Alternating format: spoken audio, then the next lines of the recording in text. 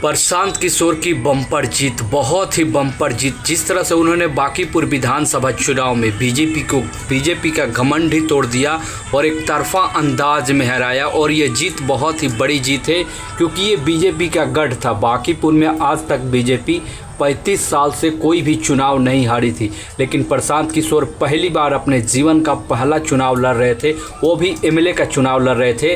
और 2025 के विधानसभा चुनाव में उन्होंने इलेक्शन नहीं लड़ा था, अपने पार्टी को लड़ाया था। लेकिन देखिए इस बार पहली बार इलेक्शन लड़ा और बीजेपी के नेता तो यहाँ तक बोल रहे थे कि यहाँ से हम कुत्ता बिल्ली को भी लड़ा देंगे तो वो भी इलेक्शन जीत जाएगा।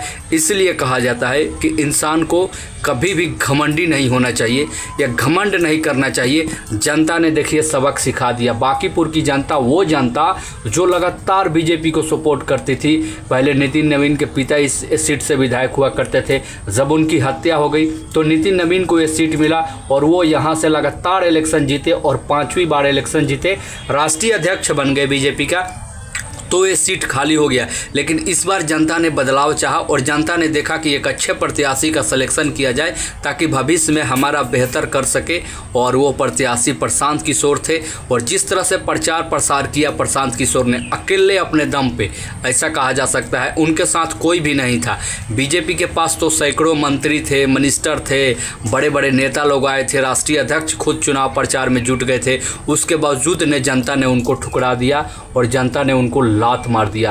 तो ये दिखाता है कि जनता किसी की नहीं होती है और किसी भी दल का कोई गढ़ नहीं होता है। जिस दिन जनता चाहेगी उस दिन आपको उखाड़ फेंक देगी और कोई गढ़ काम नहीं करने वाला है। और हमने बांकीपुर में देखा प्रशांत किशोर को बहुत ही प्यार और समर्थन मिला और प्रशांत किशोर पहली बार एमएलए बने। और काफ़ी बिहार के लोगों में खुशी की बात भी है कि पहली बार उन्होंने चुनाव लड़ा बांकीपुर से। वो एक बहुत बड़ा सीट था, कोई छोटी मोटी सीट नहीं थी। बीजेपी के राष्ट्रीय अध्यक्ष का सीट था जो कि नितिन नवीन का यहाँ पे दबदबा था, गढ़ था। और नितिन नवीन ने अपने प्रत्याशी को ही खड़ा किया था, यानी नीरज सिन्हा को खड़ा किया था जो उनके बहुत ही प्रिय थे।